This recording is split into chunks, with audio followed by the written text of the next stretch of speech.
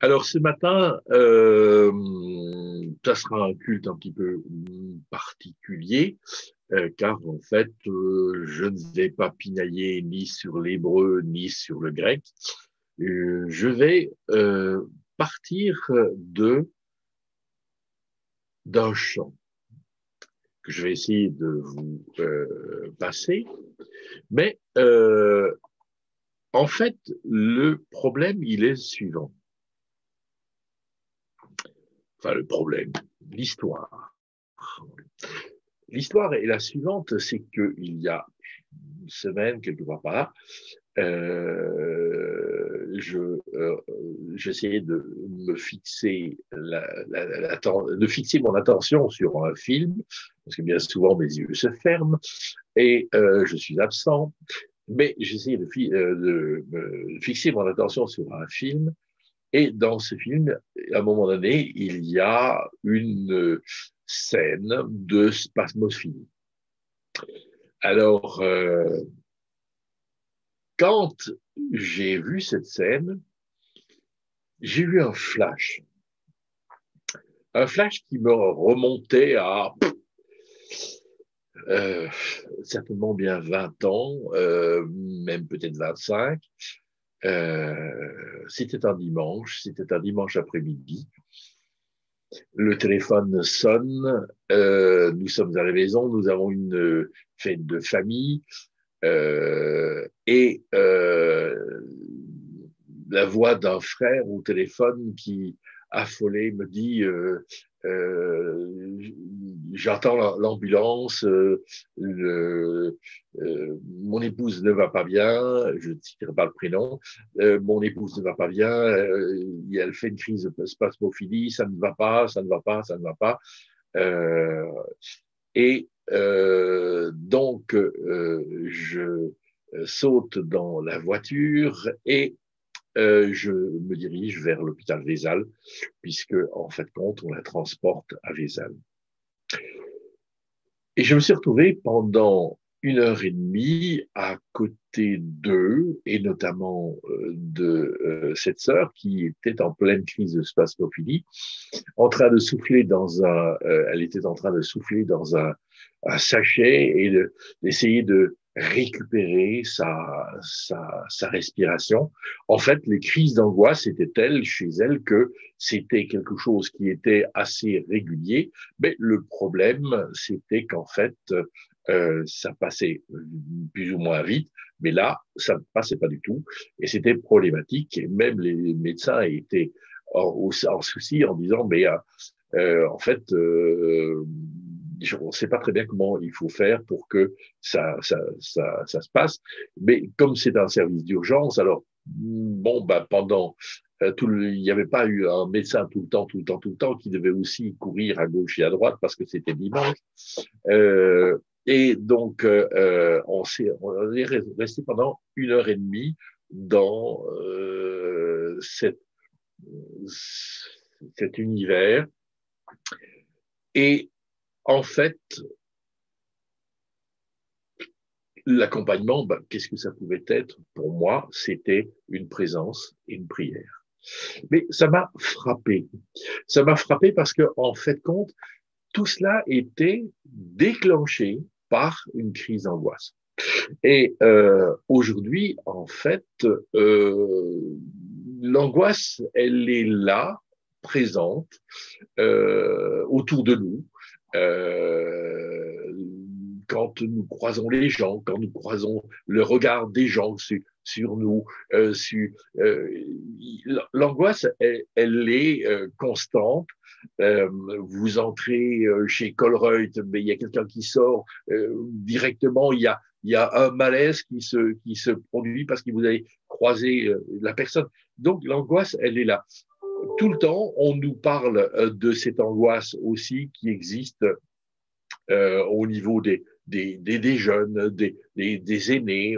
Enfin bon, tout le temps, tout le temps, tout le temps, nous sommes dans un univers de peur. Et comme disait notre frère Walter tout à l'heure, de peur panique aussi, quelque part. Alors, ce matin, je voudrais essayer de commencer par vous partagez d'abord ce chant. Hein, c'est un vieux chant du GEM. Voilà. Alors, est-ce que ça passe? Oui.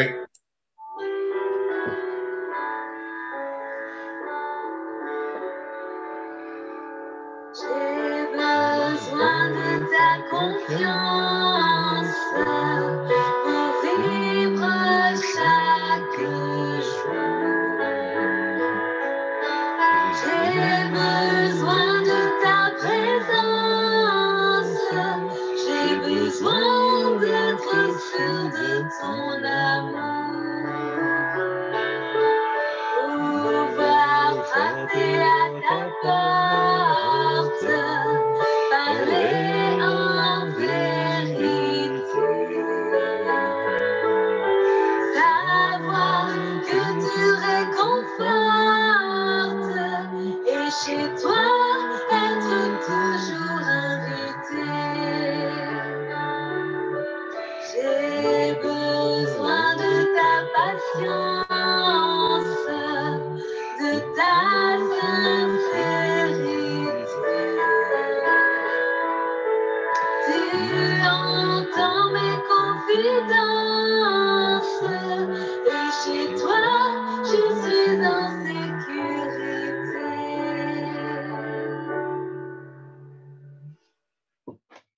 J'ai besoin de ta confiance.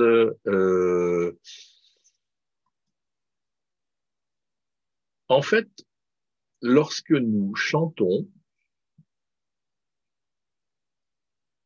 les paroles de nos chants, on pourrait se poser la question, est-ce que nous analysons ce que nous disons dans nos chants?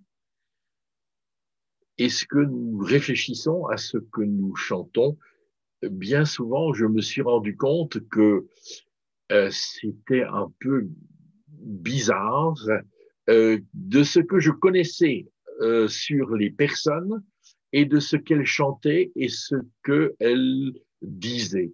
Ça me semblait parfois en dysfonctionnement. C'était un contrario par rapport à ce qu'elles disaient. Nos chants. Alors, le chant que Laetitia a interprété tout à l'heure est un chant de Claude Fraisse. Alors, c'est un ami, c'était un ami parce qu'il est maintenant dans la gloire. Claude Fraisse était un professeur de musique qui a rencontré le Seigneur et qui s'est converti. C'est lui qui avait composé un chant, je fais dodo avec Nounours dans mes bras. Hein. Donc c'était quelqu'un qui avait un certain succès, et puis tout à coup il y a eu conversion, et puis il a abandonné la scène, il est devenu en fait compte un musicien, mais un musicien chrétien, et puis alors après coup il est devenu pasteur. Voilà, aujourd'hui il n'est plus là. J'ai besoin de ta confiance. Pour vivre chaque jour, j'ai besoin de ta présence, j'ai besoin d'être sûr de ton amour. Walter, tout à l'heure, dans ce qu'il nous disait, c'était que, en fait, compte, en Dieu, Dieu répondait à tous nos besoins. J'avais noté cela tout à l'heure. Et pourtant, dans le chant, nous le redisons, j'ai besoin. J'ai, tu as, il a, nous avons besoin d'eux. Certains ont chanté qu'ils avaient besoin de personne. Ça vous dit quelque chose, ça? Besoin de personne?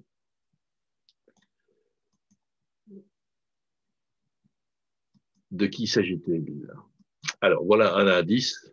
Eh ben, oui. Je n'ai besoin de personne en Harley Davidson. C'était Brigitte Bardot et Serge Gainsbourg. Mais en fait, si nous disons que nous n'avons besoin de rien ni de personne, c'est qu'en fait compte, nous avons un problème, nous rêvons d'indépendance, car nous avons, nous sommes des êtres de besoin. Nous sommes des êtres de besoin, nous sommes dépendants.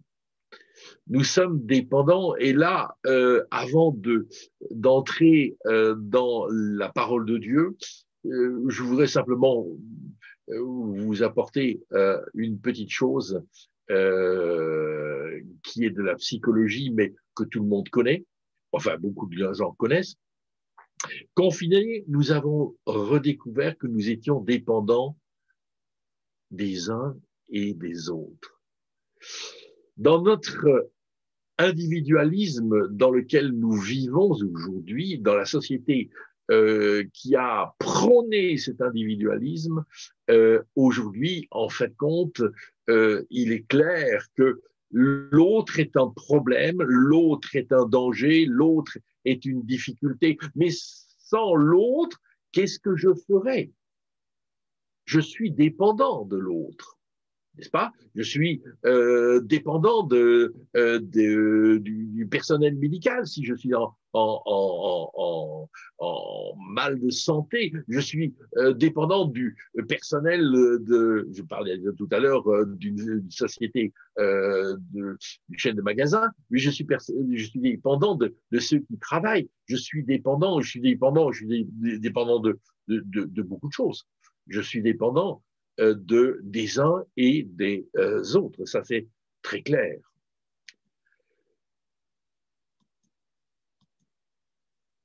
Un psychologue, pour ceux qui ne le connaissent pas, hein, c'est Maslow, en 1954, avait fait une pyramide. Il avait dessiné une pyramide des besoins. Alors, lorsque on commence par le bas de la pyramide, on se retrouve dans les besoins physiques, physiologiques, les plus nécessaires. Hein, c'est le boire, c'est le manger, c'est l'hygiène, c'est dormir, c'est pouvoir rencontrer les autres dans le jeu. D'autres besoins, c'est le besoin de sécurité. Nous avons besoin, les hommes, les femmes, nous avons besoin de sécurité. Peut-être que les hommes veulent montrer qu'ils ont besoin moins de sécurité que les femmes, mais en fin de compte, si nous avouons nos faiblesses et si nous sommes suffisamment humbles, nous verrons que nous avons besoin les uns et les autres de sécurité. Nous avons un besoin fondamental, c'est le besoin d'appartenance, d'appartenir à un groupe, d'appartenir à une famille, de savoir que nous sommes aimés. Hein, c'est un besoin vital, c'est le besoin vital que ressent le nouveau-né dans les premiers moments de sa vie, hein, ce besoin d'être en relation avec et de savoir que il n'est pas là par inadvertance ou par hasard. Et donc, il y a ce besoin d'appartenance. Et Maslow continue par dire, mais en fait, il y a encore au-delà de ça, un besoin d'estime de soi. Alors, ce besoin-là, au fond, c'est la dimension que l'on va... qu'est-ce qu'on a dit de moi? Parce que, en fait, compte, l'estime de moi-même ne vient pas de moi, mais elle vient de ce qui est dit de moi. Et c'est une chose extrêmement importante. Et besoin d'accomplissement, ça c'est le sommet de la pyramide. Pour être quelqu'un qui aujourd'hui a une certaine personnalité, je n'ai pas dit une forte personnalité, mais une certaine personnalité bien bien affirmé quand même, eh ben, j'ai besoin d'accomplissement. Nous avons besoin dans le 5, hein, les besoins physiologiques. Donc, c'est quelque part des choses tout à fait concrètes, hein, comme je l'ai dit tout à l'heure, manger, boire, se vêtir, se reproduire, c'est dormir. Ce sont des points dont nous avons besoin. Et là, par rapport à ces besoins immédiats, concrets, parce que si je ne mange pas, si je ne bois pas, c'est l'élément le plus vital, hein, si je ne bois pas au-delà de 3 jours, ma vie commence à être en problème, 40 jours pour la nourriture peut-être. Je voudrais que nous puissions, par rapport à ces besoins, que dit la parole ? Lorsque quelqu'un mange, boit et jouit des résultats de son travail, c'est un don de Dieu. C'est dans l'Ecclésiaste au chapitre 3 et au verset 13.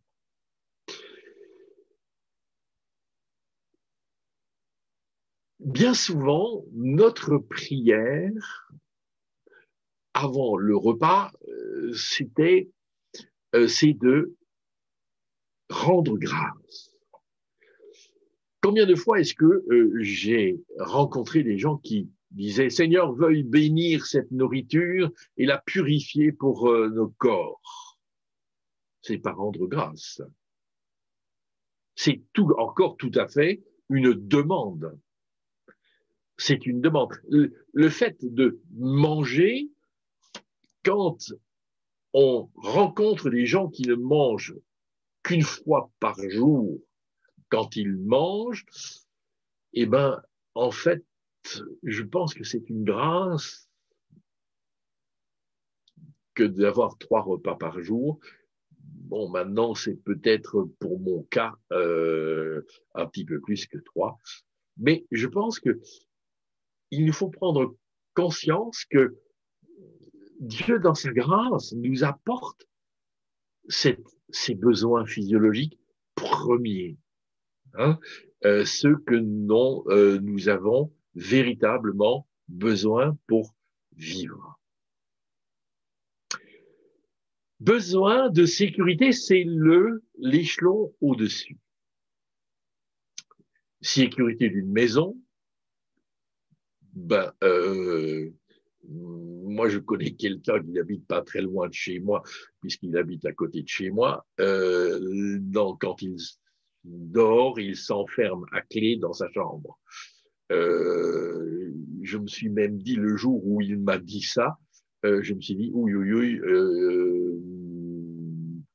heureusement que vous n'avez pas épousé mon épouse, parce que très régulièrement, en tout cas peut-être plus maintenant, mais très régulièrement auparavant, on allait dormir avec les clés qui restaient sur la porte d'entrée à l'extérieur, avec un beau pendentif fluo, dans un quartier qui était sensible, paraît-il. Voilà, je vous raconte toute l'histoire là. Une sécurité, être à l'abri dans une maison, effectivement, c'est une sécurité d'un revenu. Si nous avons besoin d'avoir un revenu qui nous est assuré, un salaire, une allocation, une retraite, hein, ça nous permet de vivre des jours paisibles. Il y a des gens qui ne vivent pas ça pour l'instant. Des sécurités physiques dans lesquelles, en fait, compte, nous ne connaissons pas la violence. Aujourd'hui, on nous parle de la violence conjugale. On parle de la violence conjugale vis-à-vis des enfants, les enfants qui sont au péril de cette violence conjugale, parce que c'est pas qu'ils sont violentés, mais c'est que la violence des parents fait que ça les traumatise, mais aussi il y a des enfants qui sont et qui meurent à cause de la violence dont l'un des deux parents a vis-à-vis d'eux, la délinquance, l'agression, tout ça est un problème. Sécurité morale, psychologique.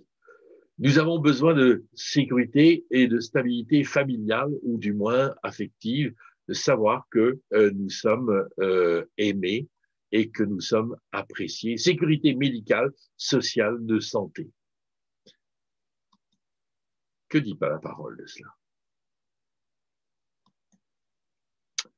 Peuple de Jacob. Maintenant, ton Créateur, lui qui t'a formé, Israël, le Seigneur, te déclare. Je voudrais juste m'arrêter 30 secondes sur le préambule, sur ce texte. Peuple de Jacob, Israël.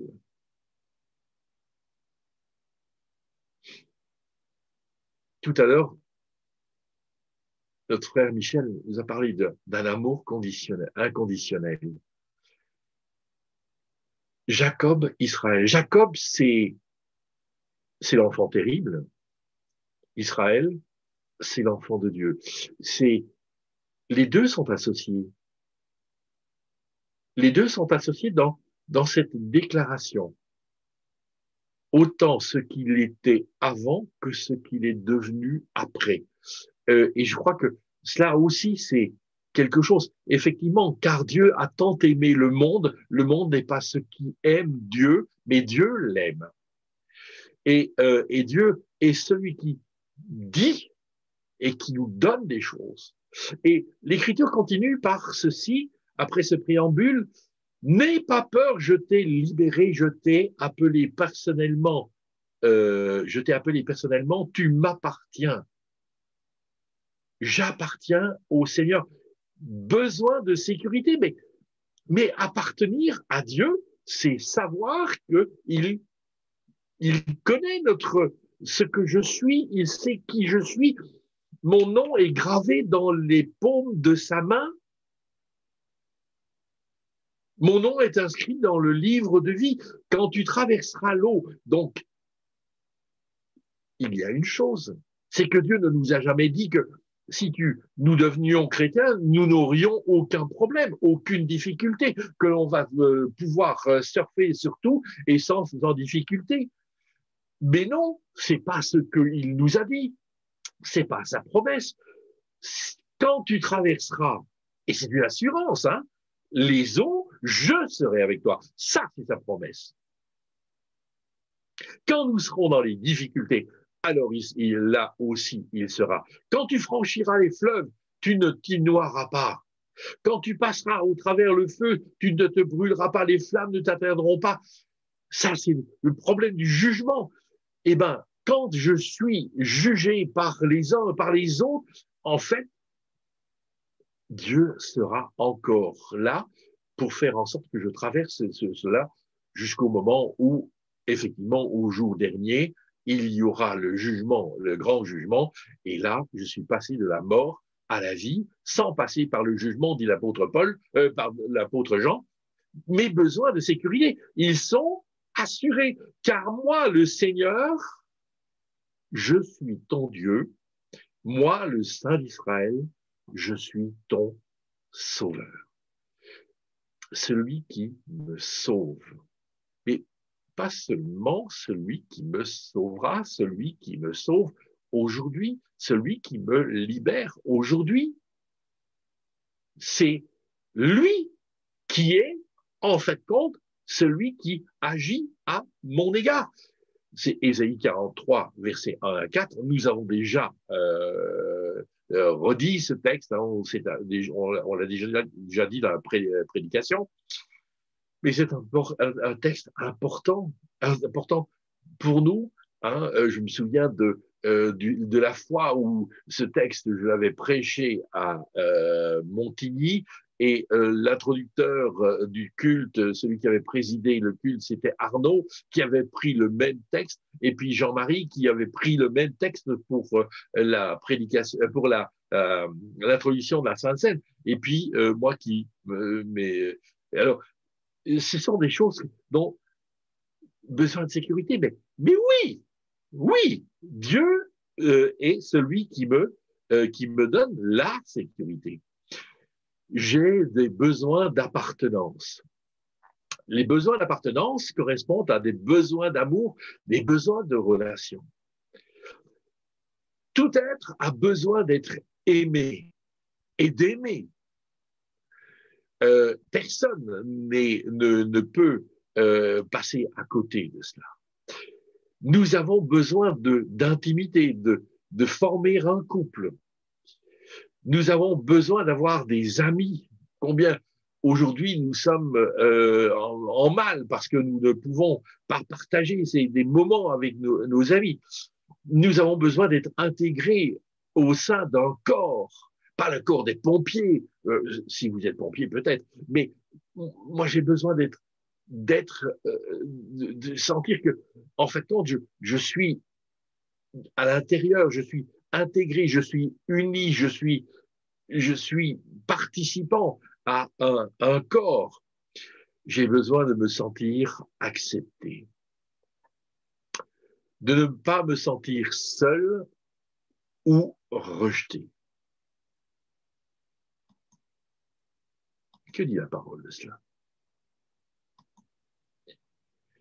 Oui, tu es précieux à mes yeux. Tu as de la valeur pour moi et je t'aime. C'est la suite de Ésaïe 43, c'est le verset 4. Tu es précieux.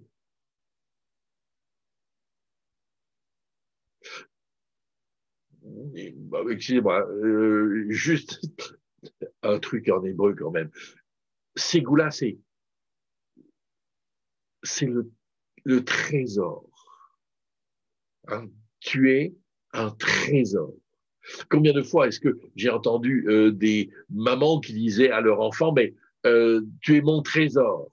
Trésor, viens ici, trésor, viens là. Dieu me dit, tu es mon trésor. Tu es un trésor à mes yeux. Tu as de la valeur pour moi. Et donc, je ne suis pas rien, je ne suis pas peu de choses, même si quelque part, j'ai grandi, et j'ai grandi dans ces blessures de l'éducation qui me disaient, bon, enfin, c'est pas assez, tu pourrais faire mieux.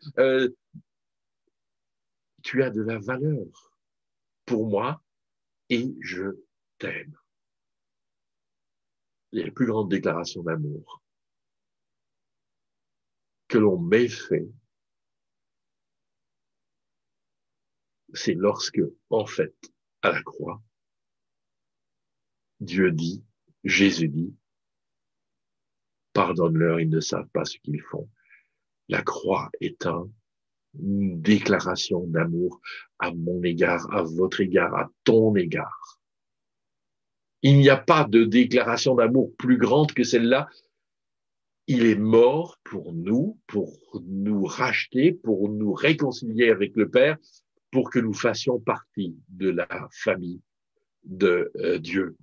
Or, vous êtes le corps du Christ et chacun de vous est une partie de ce corps. C'est 1 Corinthiens, chapitre 12, verset 27.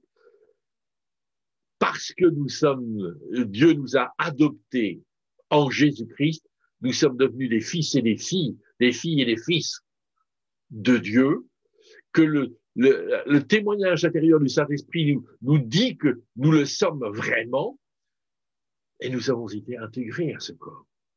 Nous venons de partager la scène. Ce pain, c'est le corps de Christ. C'est ce qui me dit que je fais partie. La scène me dit que je fais partie dans tout. Non pas parce que, quelque part, c'est moi par mes efforts qui est pu arriver, mais la coupe que je bois, c'est la coupe qui me rappelle que ce n'est pas mes mérites, mais c'est les mérites de Jésus. C'est son sang donné pour moi, c'est sa vie accordée qui fait que je fais partie d'un tout. Besoin d'estime. L'estime de soi provient de ce que vous allez dire de moi ou de ce que vous n'allez pas dire de moi. Le silence est parfois problématique. Bien dire est une bénédiction. Mal dire, c'est une malédiction. Nous avons besoin de considération. Nous avons besoin que quelqu'un nous considère en tant que tel. Nous avons besoin de compliments. Nous avons entendu tout à l'heure les phrases de Michel à l'égard du groupe. Oui, nous avons besoin d'entendre ces bénédictions et besoin aussi de les apprécier et de les accepter. De ce que l'on est par les autres, pour les autres.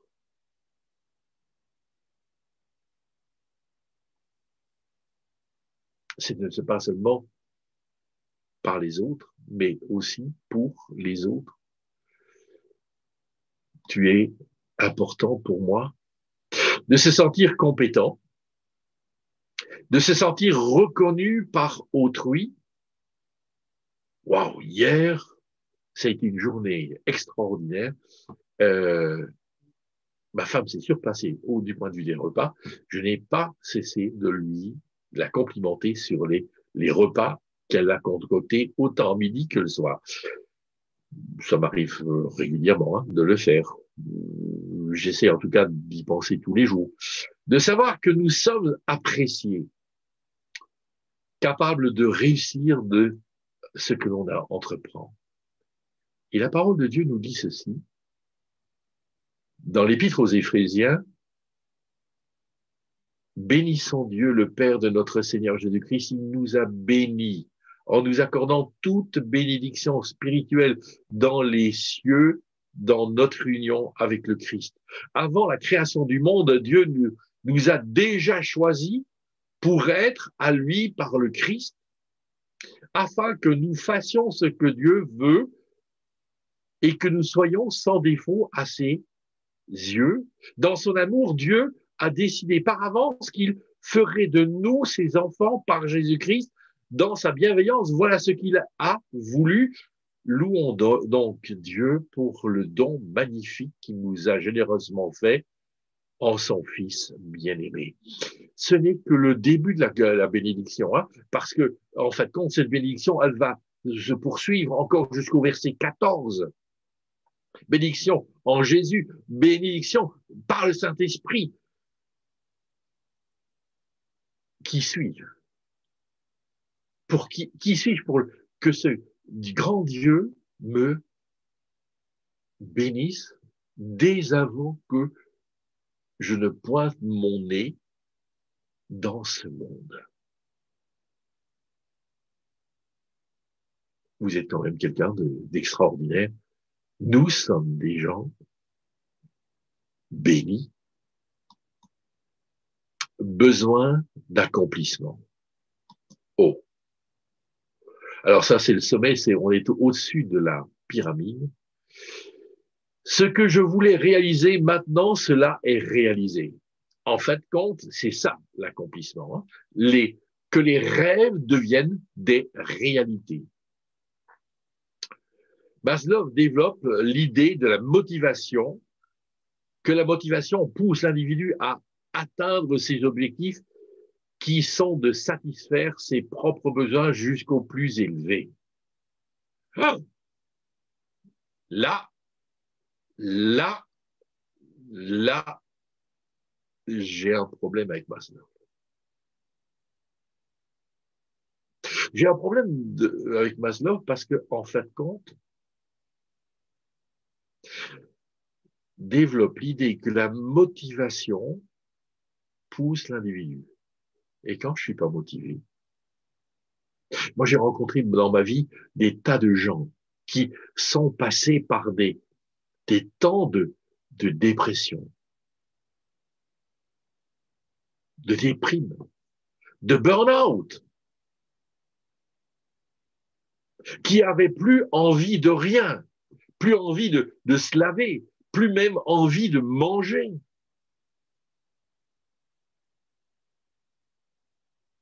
Et alors, qu'est-ce qu'on fait là-dedans? Là, j'ai un problème. Pour Maslow, la personne peut, au travers d'une révélation, découvrir le bonheur, la plénitude de l'esprit et l'accomplissement. Alors là, faut-il encore savoir de quelle révélation on va avoir. La personne peut, au travers, donc c'est pas sûr qu'elle le découvre, mais au travers d'une révélation, peut découvrir le bonheur, la plénitude de l'esprit, hein, pas avec un grand E, mais le fait de découvrir qu'en fait compte, il n'est pas si mal que ça, quoi. Et son accomplissement. On retrouve également dans ses recherches sur l'accomplissement de soi l'idée du sens de la vie, qui s'apparente assez à l'approche de Viktor Frankl. Viktor Frankl était un psychanalyste. Je ne sais plus très bien dans ce que j'ai lu de lui s'il était allemand ou autrichien, mais en tout cas, il était juif de par sa naissance et donc il a été dans les camps de concentration. Il en est ressorti. Il a quitté l'Europe pour les États-Unis et est devenu une grande figure de la psychanalyse, mais n'étant pas ni en accord avec Freud ni avec Jung. En fait, quand il va développer une psychanalyse qui est sur la base de la parole, la logothérapie.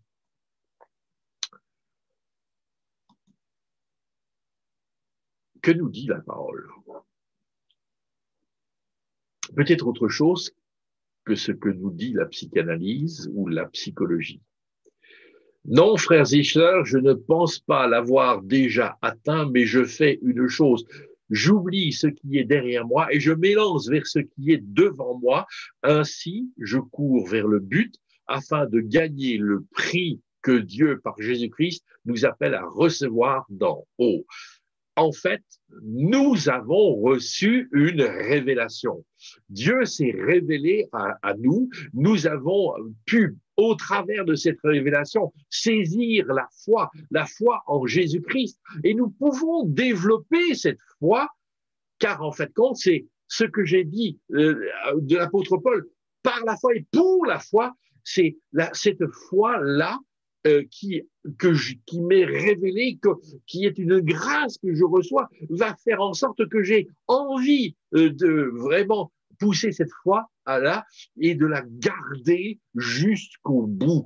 Et c'est ce qui me conduit, c'est ce qui me propulse, c'est ce qui me booste, c'est ma motivation, c'est de le connaître lui et la vie éternelle. Ça, c'est l'apôtre Paul qui le dit, mais c'est mon chant à moi, c'est ma motivation à moi.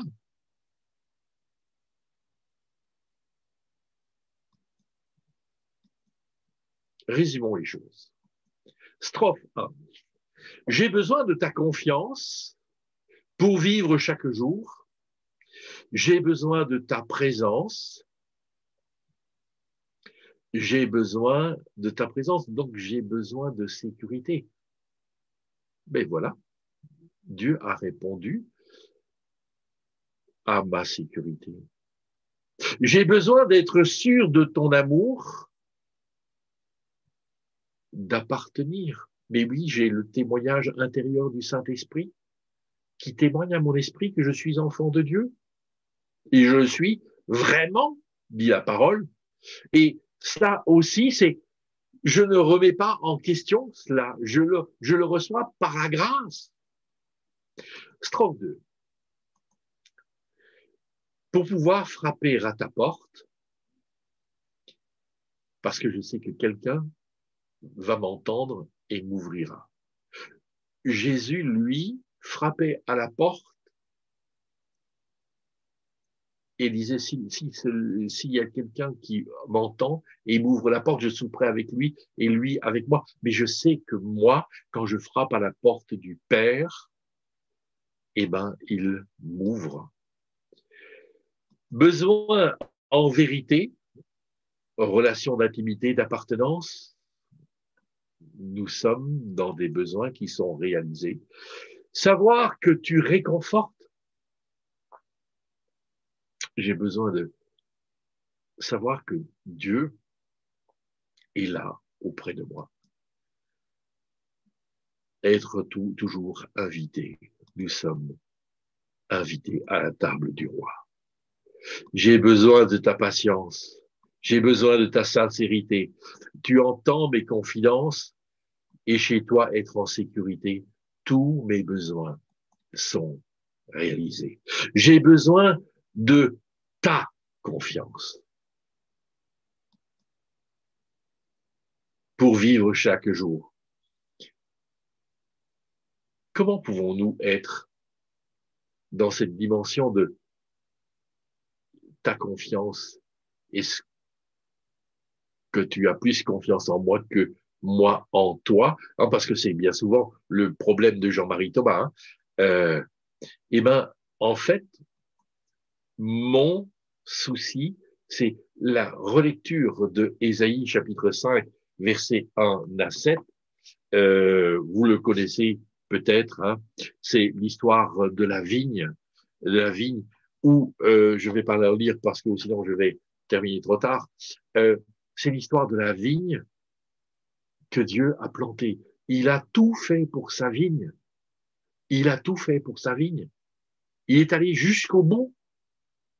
Et pourtant, cette vigne ne lui a rapporté que des fruits et des fruits qui étaient infects. Mais dans le Nouveau Testament, nous avons le discours de Jean, le discours de Jésus, lorsque Jean nous le rapporte en chapitre 15, versets 11 à 17, je vous ai dit, c'est Jésus qui parle, je vous ai dit cela afin que ma joie soit en vous et que votre joie soit complète. Une joie complète. Je sais que Dieu m'aime et je sais dès lors que je suis aimé. Ma joie, elle est complète. Même si je vis des passages par l'eau, par le fleuve, par le flanc, par le fleuve, je peux vivre des temps de tristesse, mais dans mes temps de tristesse, cette joie, elle est pleine. Elle est pleine.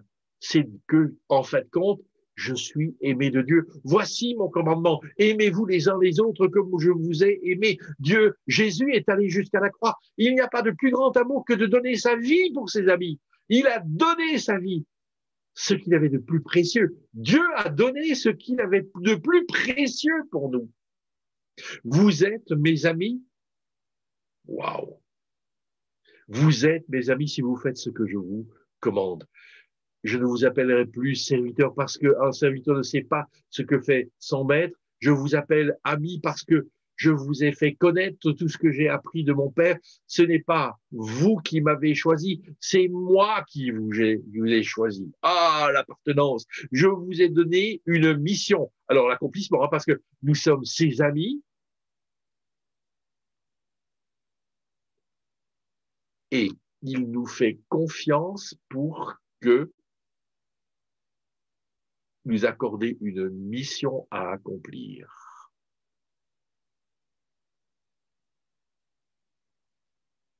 Afin que vous alliez, que vous portiez du fruit et que votre fruit demeure, alors le Père vous donnera tout ce que vous demandez en mon nom. Ce que je vous commande, c'est de vous aimer les uns les autres.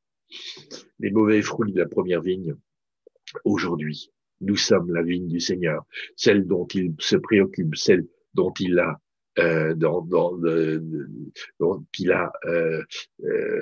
qu'il nourrit, qu'il émonde.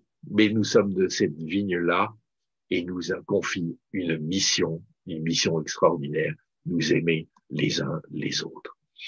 Jésus a donné sa vie. Jésus a donné sa vie aujourd'hui, pleinement et complètement. Je reviens à mon histoire d'angoisse du début. Cette femme qui vivait dans l'angoisse perpétuelle depuis sa naissance, qui a été atteinte par cette spasmophilie qui la suivait, qui l'abandonnait pas, dans notre relation d'aide, le Seigneur a touché son cœur et a fait que un verset qu'elle avait déjà lu 100 fois, cette fois-là, elle l'a lu, elle l'a reçu, elle l'a compris, et c'est elle qui m'a dit, ma guérison, elle vient de là. Prenez garde que personne ne fasse de vous sa proie par une philosophie aux arguments vides de sens. Elles se fondent sur des traditions humaines et sur des forces qui gouvernent ce monde et non sur le Christ. Car tout ce qui est en Dieu a pris corps dans le Christ et habite pleinement en lui, et c'est par lui que vous avez tout reçu pleinement. Nous avons tout pleinement en Jésus. Il est le chef de toute autorité et de tout pouvoir. C'est lui qui est souverain. C'est lui qui est souverain. C'est lui qui dirige toutes choses. Vous avez tout pleinement en lui. Et cette femme m'a dit, ça a été une révélation pour moi dans ma vie. Et depuis, l'angoisse m'a quitté et la spasmophilie, je n'en ai plus. Vous avez tout pleinement en lui.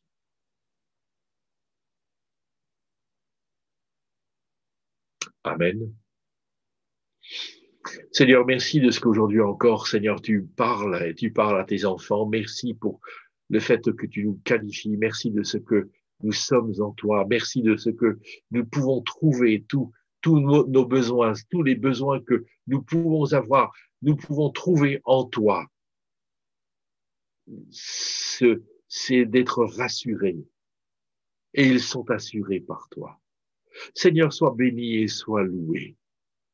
De ce que nous ne dépendons pas des autres, mais de ce que nous devons d'abord dépendre de toi. Merci de ce que tu nous as insérés dans un corps. Merci de ce que tu nous as insérés dans une assemblée, dans une église.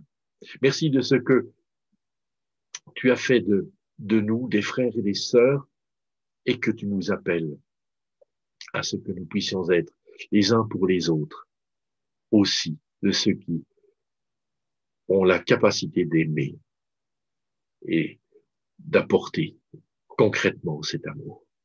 Seigneur, nous t'apportons notre assemblée, nous t'apportons les uns et les autres, nous t'apportons ceux et celles qui, quelque part, sont encore distancés. Et aujourd'hui, nous apportons ceux qui sont en souffrance, ceux qui sont dans la détresse, ceux qui sont dans la maladie.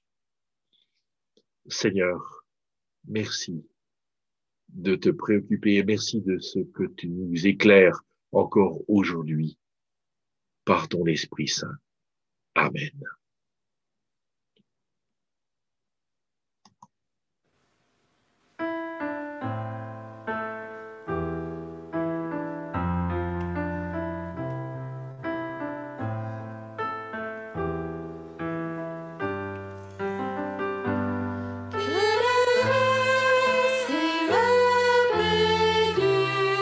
Seigneur, soyez posés sur vous.